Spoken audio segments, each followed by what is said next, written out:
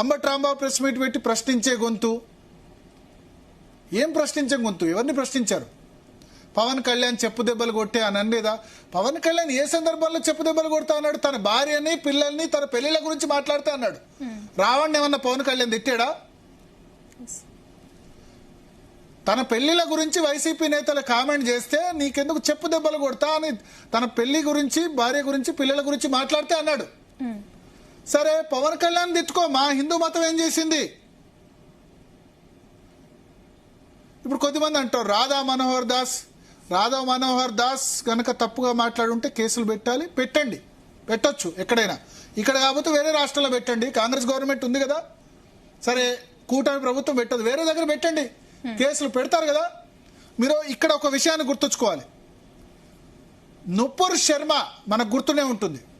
Nupur Sharma, we respect Islam, we respect Christianity, we respect Muhammad ప్రవక్త, we respect Jesus.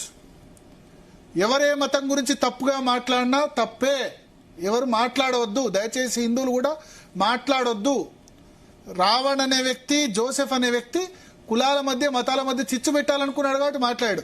మళ్ళా మనం అదే తప్పు చేస్తే మనకు వాళ్ళకి తేడా ఏముంది? ఉండొద్దు కదా. నుపూర్ శర్మ ఎవరో ఒకళ్ళు శివుని గురించి అసభ్యకరమైన కార్టూన్ వేశారని చెప్పి ఆమె ఇంకో మతానికి సంబంధించిన దేవుణ్ణి దూషించింది, దైవ దూషణకు పాల్పడిందని చెప్పి భారతీయ జనతా పార్టీ ఆమె సస్పెండ్ చేసింది. ఆమె మీద దేశవ్యాప్తంగా 100 కేసులు ఫైల్ అయినాయి. అప్పుడు సుప్రీంకోర్టు నువ్వు దేశానికి మచ్చ తెచ్చావని ఆమె అంది.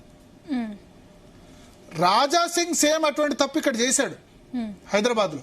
చేస్తే అప్పుడున్న ప్రభుత్వం పీడీ యాక్ట్ పెట్టింది, బీఆర్ఎస్ ప్రభుత్వం. సేమ్ ఇతర మతాలకు సంబంధించిన దేవుణ్ణి దూషణ చేస్తే పెట్టింది పీడీ యాక్ట్. పీడీ యాక్ట్ అంటే ప్రివెన్షన్ ఆఫ్ డిటెన్షన్ యాక్ట్. అంటే ఆయన 4 రోజుల పాటు జైల్లో ఉన్నాడు రాజాసింగ్. సో మరి జోసెఫ్ చేసింది ఏంది? వేల మంది సమక్షంలో పవన్ కళ్యాణ్ అంటే పవన్ కళ్యాణ్ అట్లా చేయలేదా, ఇట్లా మాట్లాడలేదా, ఏ సందర్భంలో మాట్లాడే కూడా చూడాలి కదా. ఇప్పుడు ఎవరైనా వెళ్ళి రావణ్ తిట్టారా, జోసెఫ్ ఏమైనా తిట్టారా? పవన్ కళ్యాణ్ ఒక్క మాట అన్నా దళిత క్రిస్టియన్లకు వ్యతిరేకంగా మాట్లాడా? నేను సపోర్ట్ ఇవ్వ అన్నాడా? నేను దానికి వ్యతిరేకం అని చెప్పాడా? మరి ఎందుకు లేనిపోని అతను శత్రువుగా చేయడం? పవన్ కళ్యాణ్ ఏమైనా చెప్పాడా?